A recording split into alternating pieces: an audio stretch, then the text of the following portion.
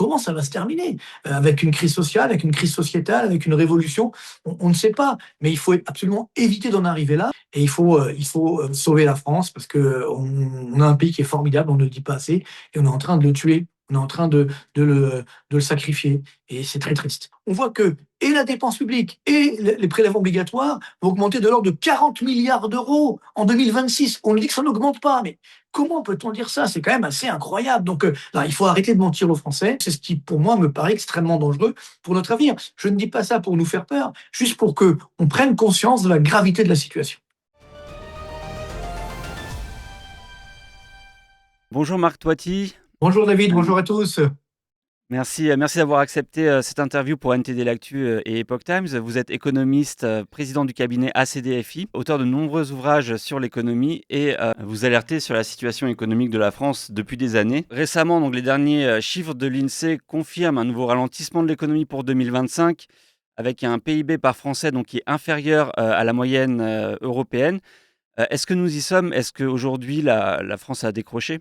Oui, malheureusement, la France a décroché depuis déjà plusieurs années, hein, en fait, mais c'est vrai que comme il y a eu ce qu'on appelait la planche à billets, la dette publique qui a flambé, ben, ça ne se voit pas. Alors, donc en fait, on a décroché, on va dire, depuis 2015-2018 à peu près, mais après, il y a eu le coronavirus, donc la planche à billets a été énorme et on a fait exploser la dette publique. Donc c'est pour ça que beaucoup de Français se disent, bon, finalement, ça tient. On nous dit que c'est la catastrophe, finalement, ça tient. En fait, le problème, c'est qu'on ne voit pas la réalité parce qu'il y a, je dirais, un enfumage complet et le problème, c'est que maintenant, il faut payer la facture. C'est-à-dire que, évidemment, bon, quand en mars 2020, quand on croyait que c'était la fin du monde, enfin du moins certains nous faisaient croire que c'est la fin du monde, bah, évidemment la dette publique a augmenté de façon éhontée. Ça ne se voyait pas, mais aujourd'hui, évidemment, là, ce n'est plus le cas. Le drame, c'est qu'on a continué d'augmenter cette dette publique sans aucune conséquence positive. C'est-à-dire que les chiffres sont énormes.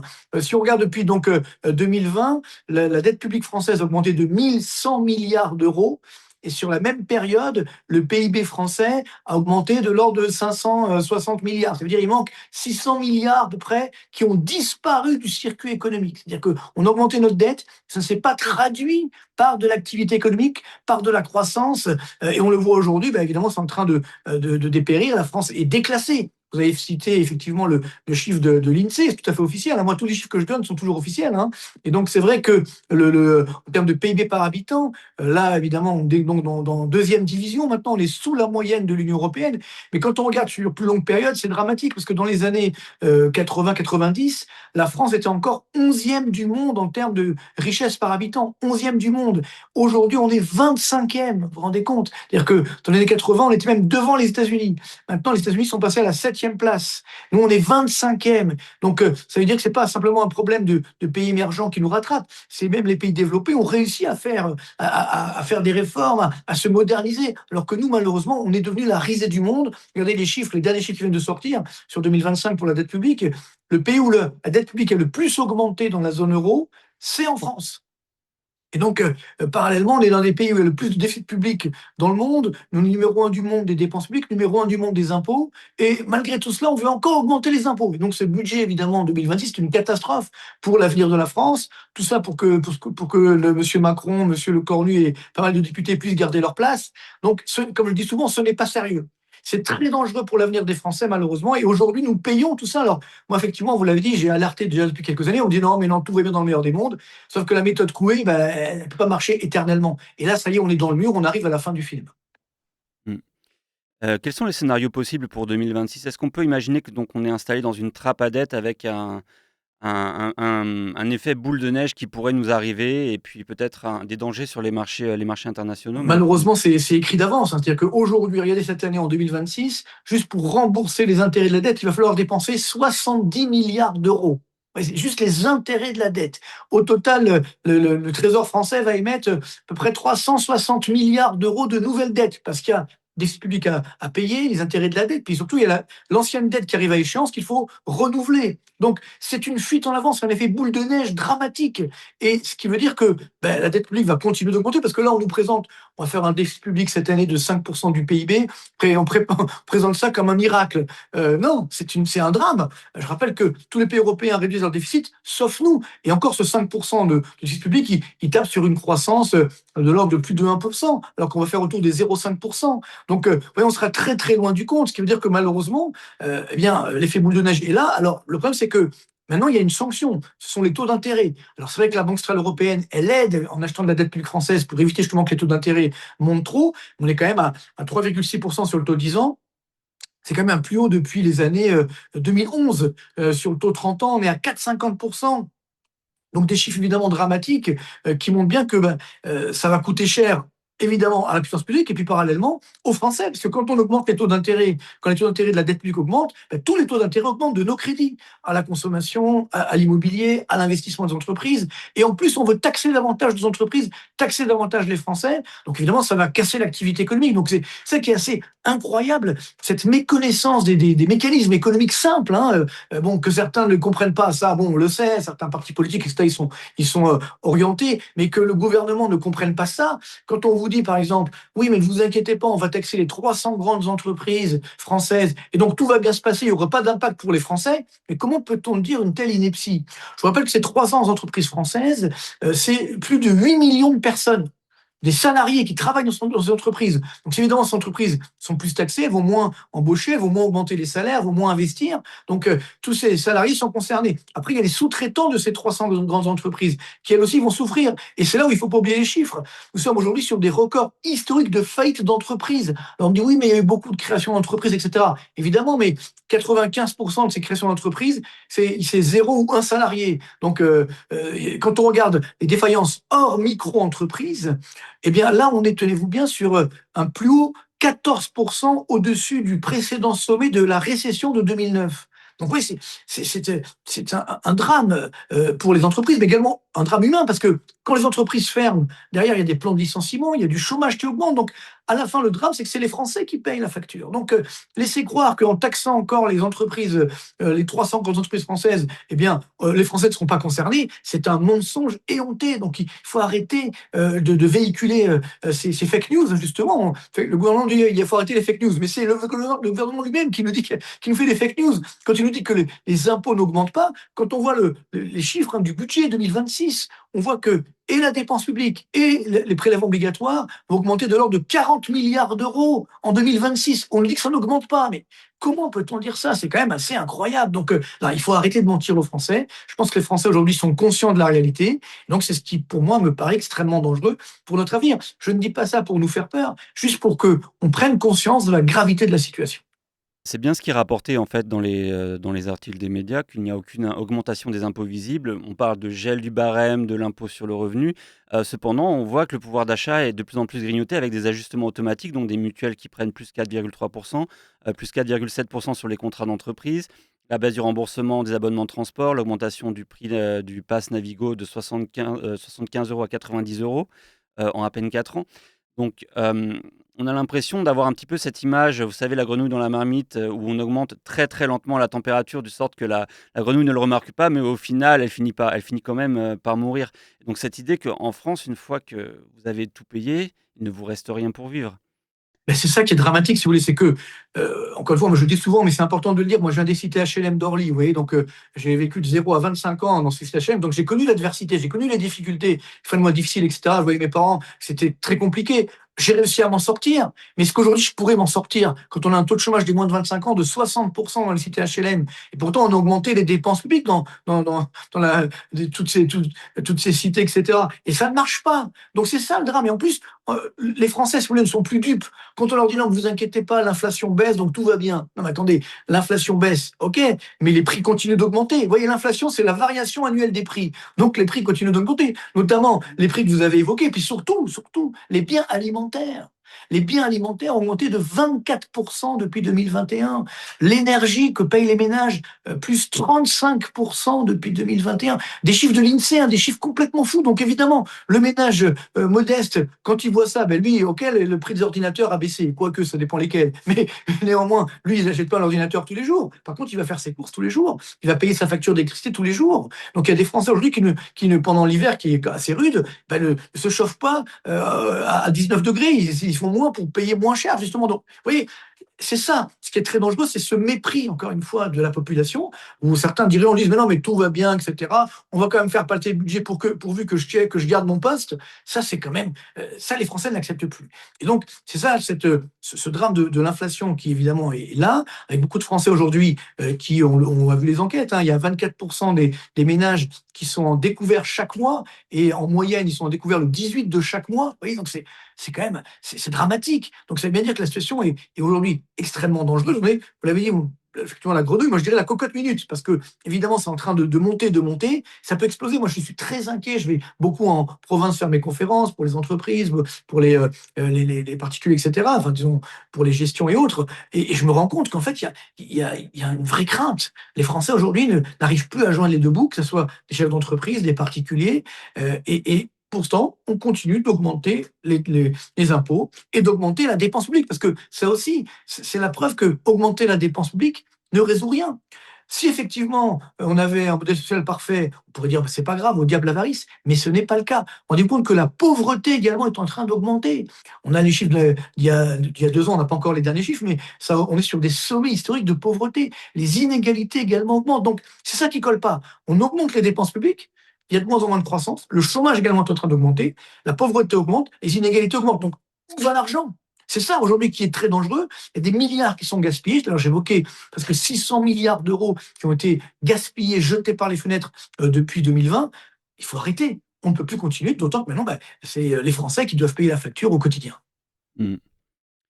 Donc, à l'heure où nous tournons cette vidéo, le budget 2026 vient d'être adopté, par 49.3. Il est actuellement examiné au Sénat.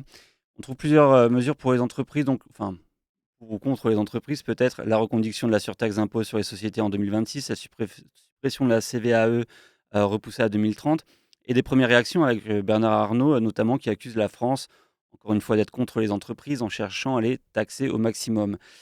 Heu, est-ce que, hem, est-ce que donc dans ce budget 2026, vous identifiez des mesures qui seraient contre-productives, donc comme les surtaxes des entreprises? Est-ce qu'on peut dire que c'est un budget, anti-entreprise en particulier?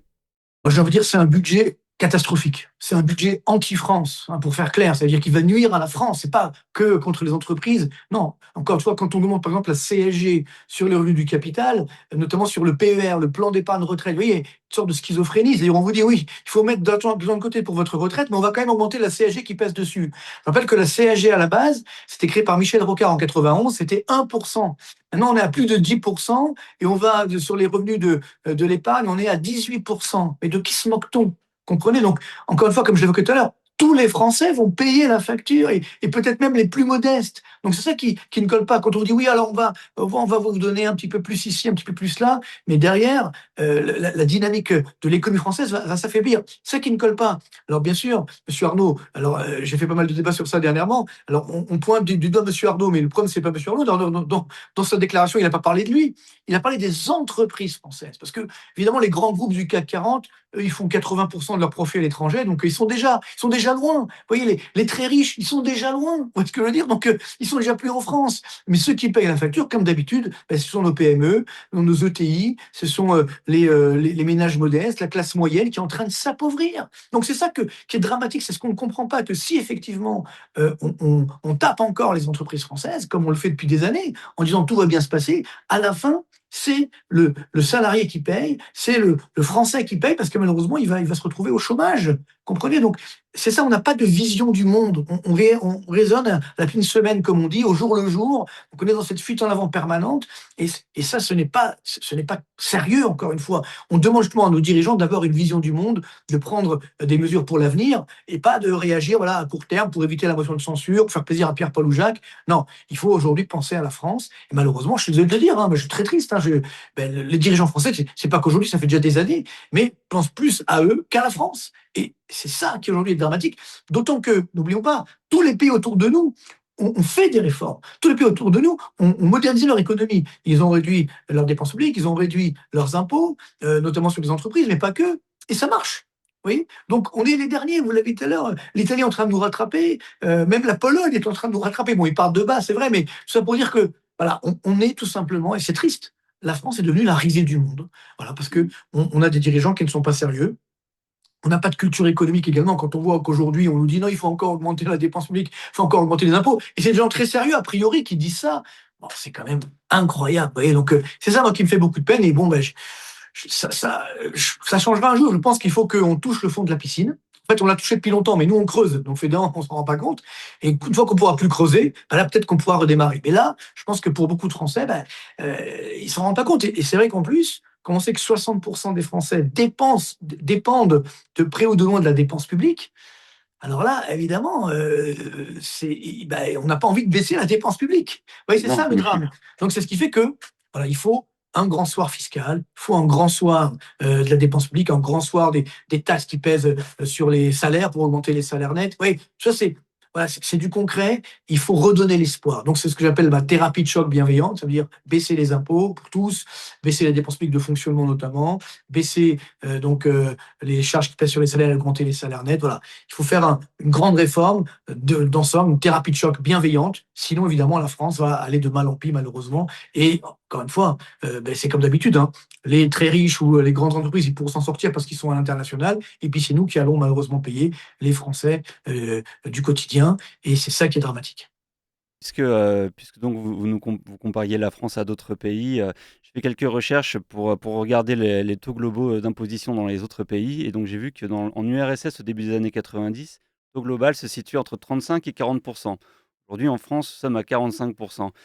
En Chine, donc, il y a cette tranche d'imposition, en gros, donc sur les salaires, donc de 5 à 45%. Et le taux nominal de l'imposition des bénéfices sociétés est à 30% chez eux, non, est à 30% chez nous, alors qu'il est à 25% en Chine. On a l'impression d'être plus communiste ou en tout cas collectiviste que ces pays-là, finalement. On est les champions du monde. Oui, c'est vrai. Je pense qu'on est l'un des rares pays, les derniers pays communistes du monde, parce que la Chine, il y a tous, sauf de communistes, hein, sauf évidemment le système politique qui est communiste, hein, voilà, qui est étatique. Mais sinon, effectivement, les entreprises, il y a, comme vous l'avez dit, une recherche du profit, une recherche de la richesse. Bon, après, moi, je dis pas que je préfère vivre en France qu'en Chine, hein, ça, il n'y a pas de problème. Mais le problème, c'est combien de temps ça va durer. C'est ça la difficulté. Et là, je pense qu'on arrive vraiment au bout du film. Voilà. Et c'est ça qui est fou, c'est quand on présente, par exemple, le Macron comme quelqu'un d'ultra-libéral. Bon, peut-être parce qu'il a des lunettes de soleil, je ne sais pas, mais sinon, c'est clair qu'on en est très très loin. Comment vous dire que la France est un pays ultra-libéral alors qu'on est numéro un du monde des dépenses publiques par rapport au PIB? On va atteindre certainement 58% du PIB cette année. On a une dette publique qui explose. J'ai fait des simulations sur la dette publique. D'ici 2029, on sera à 130% du PIB. Vous vous rendez compte? On sera devant la Grèce, devant l'Italie, devant tout le monde. Là, déjà, on est numéro 3. Il y a la Grèce et l'Italie devant nous en termes de dette publique par rapport au PIB. Dans quelques années, on sera numéro 1. Parce que rien n'est fait pour stopper, évidemment, cette machine infernale, parce que c'est ça, de la dette publique, pour, voilà, entre guillemets, acheter la paix sociale, mais il n'y a même pas de paix sociale. C'est ça qui aujourd'hui est très dangereux. Et je pense qu'il y a des vrais risques sur le consentement à l'impôt, par exemple, et puis surtout nos entreprises qui sont en train de partir. Moi, je reçois tous les jours des messages sur ma chaîne YouTube d'entreprises qui me disent, de chefs d'entreprise, hein, mais pas des grandes entreprises, bien sûr. Bon, eux aussi, je les vois, mais eux, ils sont déjà à l'étranger. Mais des, euh, des patrons de PME ou de TPE qui me disent, bah, c'est bon, je gagne de l'argent, mais je ferme ma boîte parce que je peux plus. J'en ai assez, toutes ces tracasseries administratives, toute cette pression fiscale. Attendez, on nous empêche de tourner en rond. Donc, qu'on nous laisse faire, qu'on nous laisse vivre. Vous voyez ce que disait Pompidou à l'époque, déjà, il y a longtemps. Hein, il disait qu'on arrête d'emmerder les Français. Voilà, mais on en est au même point, même pire aujourd'hui. Vous voyez ce que je veux dire? Bien pire, justement. Et donc, c'est ça qui, moi, m'effraie, parce que je me dis, comment ça va se terminer? Avec une crise sociale, avec une crise sociétale, avec une révolution, on ne sait pas. Mais il faut absolument éviter d'en arriver là. Et malheureusement, nos dirigeants ne font rien pour éviter d'en arriver là. Moi, c'est ça qui. Vous savez, j'ai 30 ans de métier, donc j'ai vu tous les présidents, premiers ministres, ministres de l'économie depuis 25 ans à peu près. Et voilà, malheureusement, j'ai essayé de les convaincre. Non, ils pensent à autre chose, ils écoutent leurs conseillers, ils veulent la paix sociale, etc. Donc, ils ne prennent pas les bonnes décisions. Maintenant, je pense qu'il faut arrêter et il faut sauver la France parce qu'on a un pays qui est formidable, on ne le dit pas assez, et on est en train de le tuer, on est en train de le sacrifier, et c'est très triste. Et je parle là, c'est que de l'économie, mais après, il y a tous les enjeux sociaux, sociétaux, évidemment, qui sont là, presque philosophiques également. Donc, il faut sauver notre douce France, parce que là, malheureusement, elle est de moins en moins douce, elle est de plus en plus amère. Donc, il faut que ça change. Voilà, donc je le souhaite. Merci. J'ai une dernière petite question, pour ceux qui nous écoutent, donc pour les petits épargnants qui souhaitent un petit peu trouver une voie de sortie. Je connais des personnes qui vous écoutent et qui m'ont enfin une personne en particulier qui m'a dit qu'elle sortait de l'argent progressivement de sa banque et qu'elle le planquait dans son jardin. Est-ce que est-ce qu'on a des solutions aujourd'hui? Est-ce qu'il faut retirer son argent des banques? Est-ce qu'il y a d'autres choses à faire? C'est tout le problème, c'est qu'effectivement, en tout cas, il faut diversifier. Voilà, il faut pas laisser tout son argent dans la même banque, ça c'est sûr. Après, dans le jardin, faire attention parce qu'on peut se faire voler aussi, donc faut pas le dire à tout le monde. Vous planquez l'argent dans. Alors, on voit bien que l'or est en train de flamber. Je l'avais annoncé déjà il y a quelques années déjà. Et à chaque fois, je me dis bon, non, ça va continuer, mais puis là, ça explose complètement les compteurs, quoi. Vous voyez, au moment où on parle, on est à 5500 $ l'once, des chiffres complètement fous. Donc, ce qui veut dire qu'il y a cette crainte qui est là. Peut-être qu'on nous cache quelque chose, peut-être quelque chose qui va sortir demain, on ne sait pas. Mais toujours dire que cette flambée de l'or également montre qu'il y a des risques énormes. Et donc oui, moi j'ai envie de dire, ouais, il faut protéger notre épargne, c'est sûr. Donc diversifier au maximum, toujours garder un petit peu d'or, ça c'est important. Et puis aussi carpe diem, parce que il faut profiter de l'instant présent, parce que comme on voit qu'ils veulent encore nous taxer notre épargne, voire ponctionner notre épargne, voilà, il faut profiter de ce qui est pris n'est plus à prendre, vous voyez ce que je veux dire. Et donc voilà, moi je pense qu'on s'en sortira. Je veux garder l'espoir malgré tout, mais là je pense que malheureusement, on ne pourra pas éviter la case crise, grave crise, un peu comme la Grèce, parce que sinon, voilà, on ne comprend pas, on comprend pas ce qui est en train de nous arriver. Et après, la France a des ressources, on pourra s'en sortir. Mais là, pour l'instant, il faut vraiment faire le ménage avec voilà, toutes ces politiques dramatiques, catastrophiques pour les Français.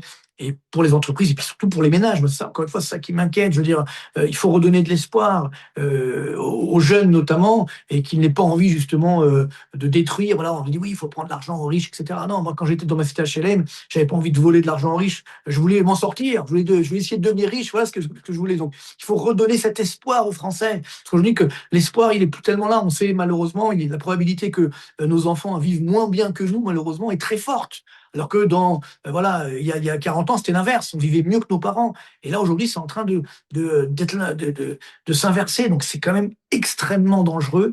Donc voilà, il faut réconcilier les Français avec l'économie. C'est ce que je fais voilà, avec vous, ce que je fais avec ma chaîne YouTube, etc. Ce que je fais d'ailleurs de plus en plus dans les médias, parce que pendant longtemps, certains médias m'ont un petit peu blacklisté, certains me blacklistent toujours, il faut le dire, hein, mais c'est pas grave.